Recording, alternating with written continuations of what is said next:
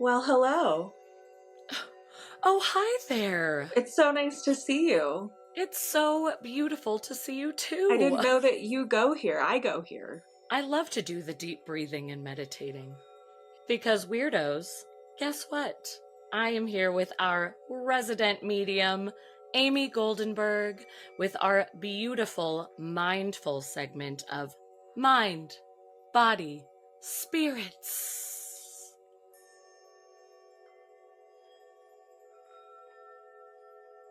Amy, it is so nice to see you here. Thank you. What have you brought for us?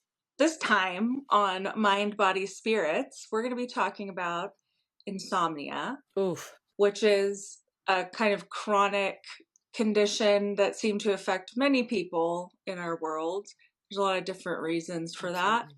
There's a lot of different kinds of insomnia, but I'm curious what your relationship is like with insomnia. So it's not great, Amy. And I always feel like you come on this show and are attacking me with how well you know the world and my brain, because the last time you came on here, you talked about the connection between gut and mind, and I had just talked about it on the show, which was hilarious. But this week is no different, as I have struggled with this forever, but some weeks are better than others. But I am currently in an insomnia phase, I feel like I call it, where every night I fall asleep, but then I'm woken up at either 2 or sometimes 3:30. It's always within minutes of 2 or 3:30, and I cannot go back to sleep until the morning, and my alarm goes off at 6 to get up and get my son ready and go to school. So I am getting like 3 to 4 hours of sleep if I'm lucky, but usually it's like 1 or 2, and I can't pinpoint what it is that's waking me up, but it's like some kind of rush. So I don't know if you know anything about that, but that's what Yeah, I deal with. I definitely do. I used to struggle with insomnia when I was growing up, and I think I have a hard time falling asleep, but I usually don't have a hard time staying asleep. So you're the opposite. Yeah, and I usually get like 8 hours, 7 to 8 hours of sleep a night. Oh, beautiful. But when I was younger, I did have issues with it, but that was because of my sensitivities. But what you're describing sounds like one of the things I want to talk about. But I'm going to talk about sleep a little bit first. Sleep is Okay. essential for physical, emotional, and cognitive health. One of my teachers said that you should replace time heals all wounds with sleep heals all wounds, Mm, because sleep is really effective in healing trauma. Like, it's a major factor in recovering from traumatic experiences, as well as being able to process normal mental and emotional stressors in your daily life. We'll start with the mind. The mind and how the mind is affected by insomnia. And there's some studies that say sleeping less than 6 hours has similar cognitive impact to a night of binge drinking. wow. When you don't get a lot of sleep and you start to feel like tired, and the symptoms of that, the less you get sleep, the more like you feel these symptoms, and you'll start even getting like a fevery type of feeling, and it's literally because your body starts dying pretty immediately when you don't get enough sleep. Oh my God. And there are, I'm sure you guys have probably talked about it at some point on this show, of people dying from lack of Oh, sleep. yeah, sleep deprivation. Yes, it's horrifying. And I think of that, which only makes my anxiety worse in the night. Yeah, and like the psychosis that can come with it, So all of that stuff kind of does affect the mind, and I think herbs can be really, really helpful. Specifically, like if your body is so tense, your nervous system is so alive, and you're feeling really like mentally like you can't calm down. Some herbs that are commonly used are hops, which is like, if you Mm, like beer, if you like IPAs, then you know what hops are. But right. hops are extremely sedative. They're in the same family as cannabis. Oh, wow. I didn't know that. And they're called a hypnotic in herbalism because they're so strong. And you don't use them as a tea. Usually you take them as a tincture, or you can use them Okay. as like a pillow Okay. like a little eye pillow or something like that. But be careful because, it's very heavy in pollen, the particular like pollen that hops make. So Watch your allergies. yeah, be aware. And the next herb I want to talk about is a really common one known for helping with sleep, which is valerian root. Valerian also bitter. Hops is extremely bitter. These are both things that I would say you want to take as a tincture, not as a tea. Sure. But valerian relaxes the skeletal muscle tension. It relaxes restlessness, irritability, and restless anxiety. It is also a hypnotic, but is a paradoxical stimulant, which means that like every few, like out of like, I don't know, 1 out of 4 or 5 people take valerian root and they feel like energized from it. Up. And it's Okay. because they're really probably have a hot constitution and it's a hot herb. So it'll make you get like too hot potentially. And then the last one I want to talk about is California poppy, which is in the same family as opium, but it is not an addictive thing. It's very mild. You can give it Mhm. even to children, but it's a really amazing painkiller and antispasmodic and a sedative. And so those herbs together in like a sleep tincture would be like kick ass. You just fall asleep very quickly. Beautiful, like out immediately, but you don't have to be on Ambien, which is going to make you wake up and drive your car Right. somewhere crazy. Yes. Right, right. Or melatonin, which like similar to digestive enzymes, if you take too much melatonin, your body will stop producing its own melatonin. So Right. it's not good to become reliant on stuff like that. And it's not really good to become reliant on anything that helps you sleep Sure. because there's usually a reason that we can't sleep. That's not something we need to like knock ourselves out about, but kind of Right. look into our lifestyle patterns. So what you were describing earlier, which I would say falls into the body category.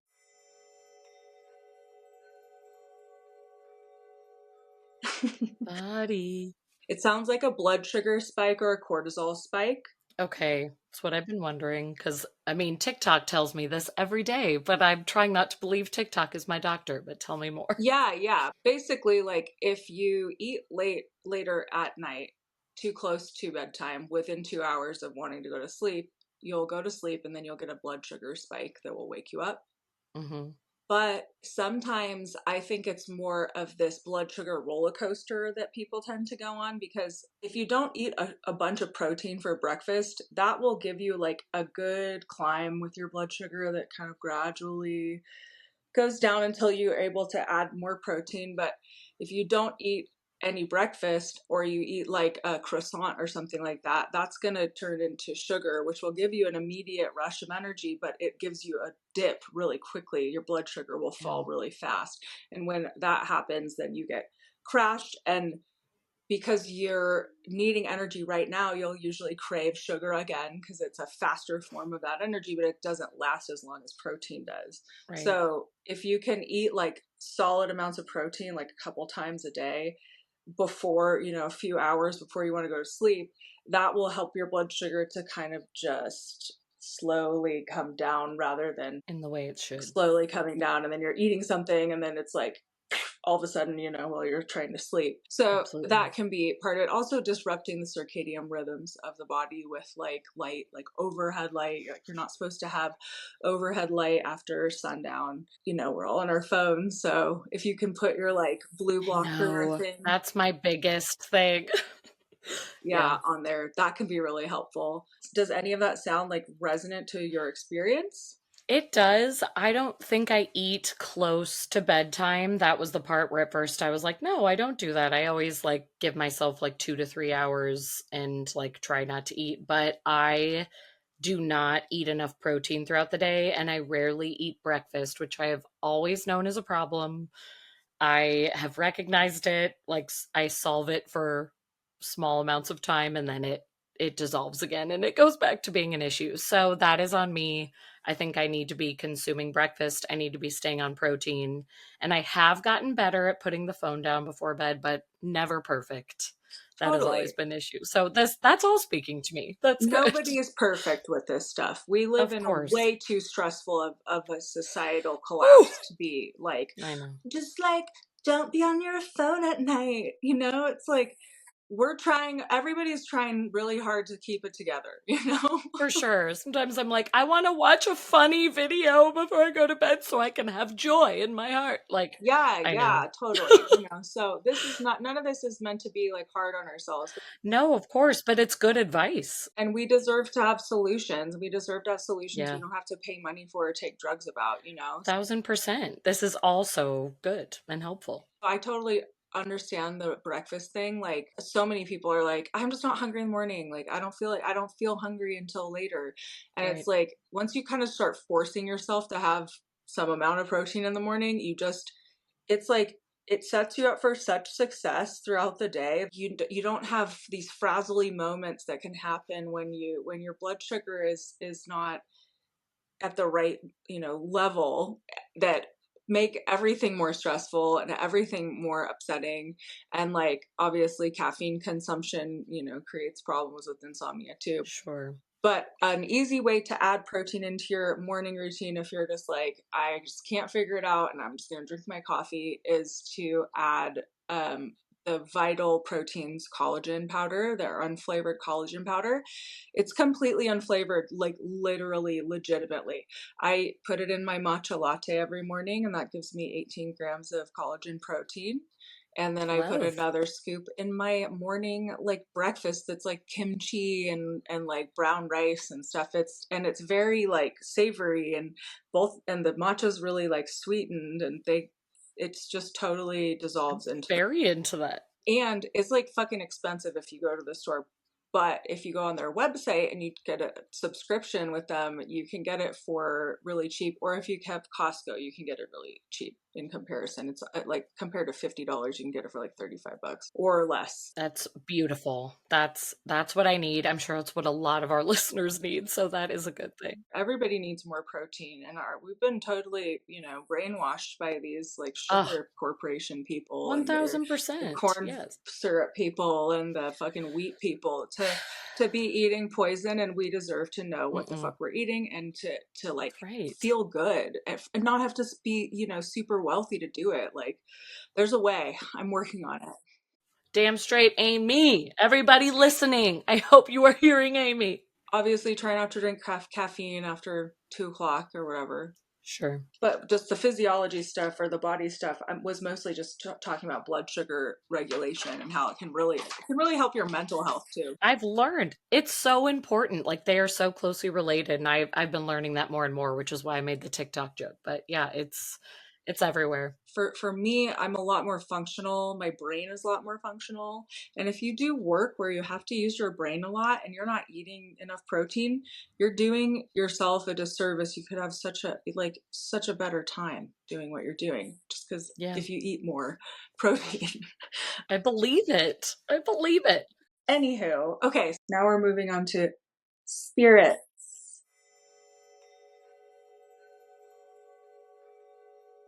So, this is the source of my insomnia as a child, was being woken up in the middle of the night by random ass energy that I all of a sudden could feel like there's someone in my room. I could feel them. They're standing right next to me and they're staring at me, or they are touching me, or they are screaming my name in my face, or whatever. Like shit that was like not chill at all.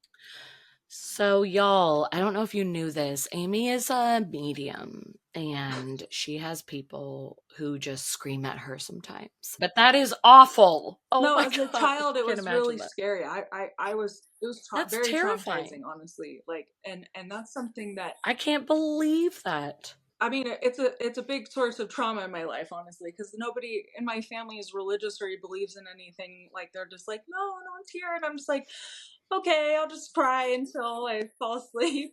Like there is. Yeah. It's like, but somebody was just talking to me. And the fear that I felt was just, it was overwhelming fear for sure. But what I didn't have, because I didn't have my family, didn't have awareness around this. And I did have some teachers that I got that kind of told me that I needed to work on my boundaries, but I didn't really understand until I was older that I needed to put in place energetic boundaries, because there can be like any number of spirits or whatever coming through, like some dead fucking prairie people or like somebody who just died from a drug overdose in downtown, or like just anybody can just they don't know what their deal is, and they're wandering around to people like me trying to figure out what's going on.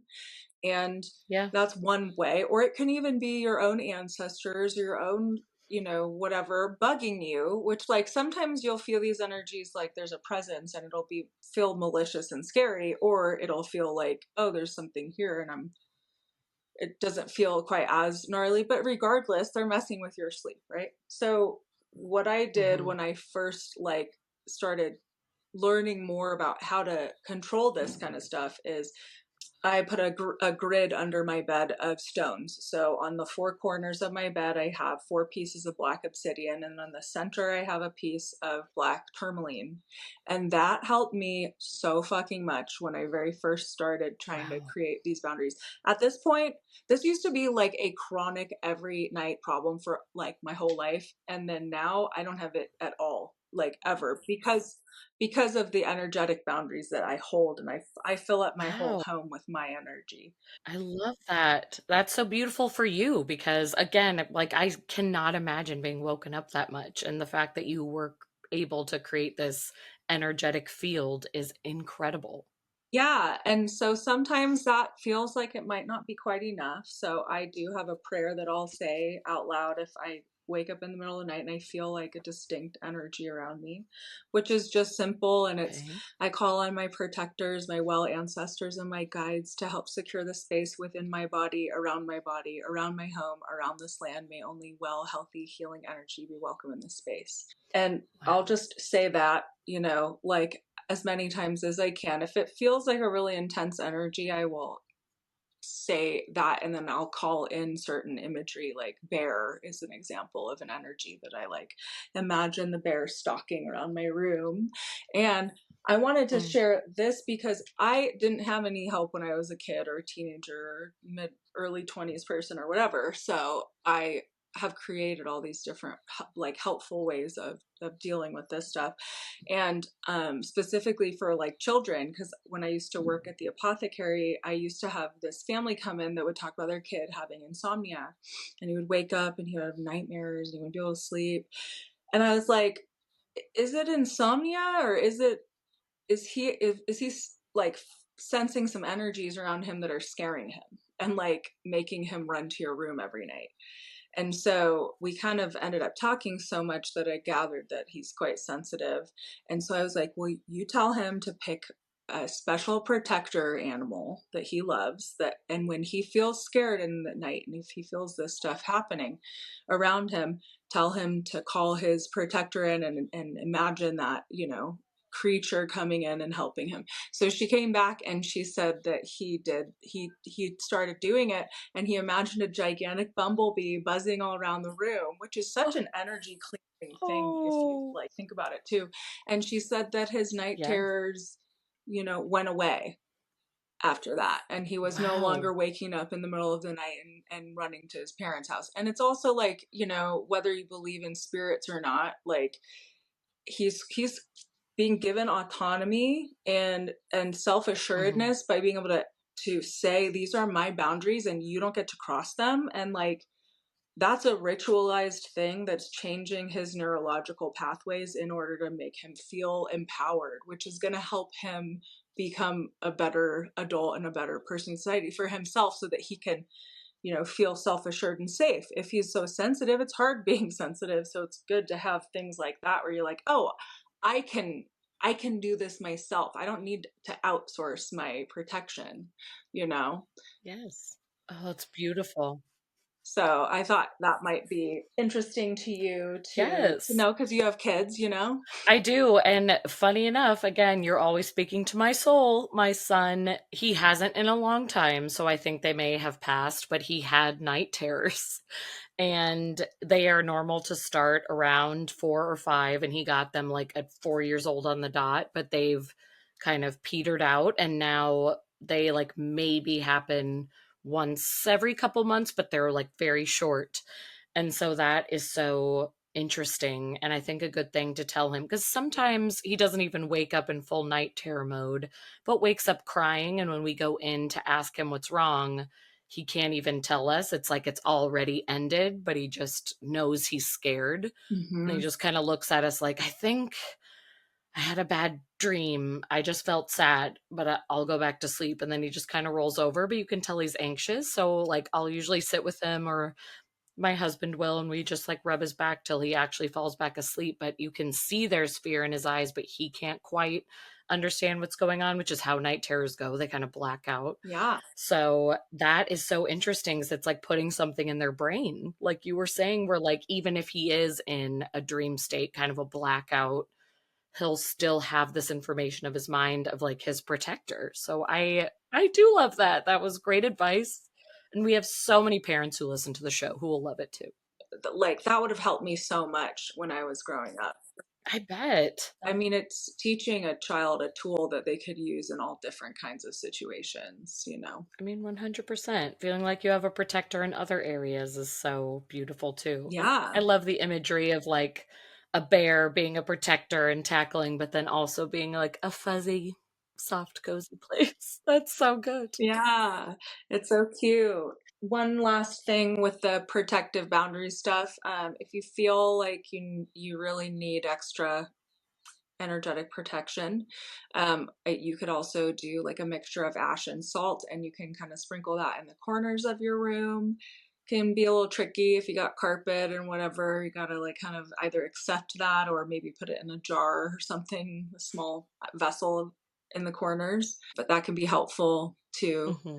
And just like doing energetic clearings in whatever way, using like a sacred smoke or incense or a spray or something like that. And I did want to say, in traditional Chinese medicine, which I learned a little bit about in herb school, but I didn't study that type of herbal medicine, there are particular organs associated with times that you wake up in the night.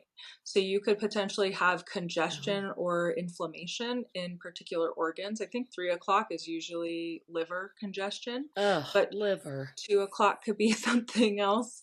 But you could always look that up and see like what's the traditional Chinese medicine like correlation with waking up at this time, and see if it Oh, that is tells good to you know. a particular organ, and then you can maybe like take some herbs to support that. You know, which liver dandelion root is easy and findable. You can make dandelion root coffee if you Love. want to. Love. Or when I'm like taking my breaks from coffee, because I try to take my breathers, it could be dandelion root tea or whatever it may be. There you go. See, I always worry about my liver because of my 20-year-old partying days, and even, I mean, into my 30s, if we're being honest. It was into my early 30s as well. And I'm like, I'm sure liver be hurting. So I Well, need to liver be health is really healthier. interesting. The liver is a fascinating, gigantic organ that kind of does everything and so important. So maybe I'll talk about livers on another segment. We need a livers up. Yeah.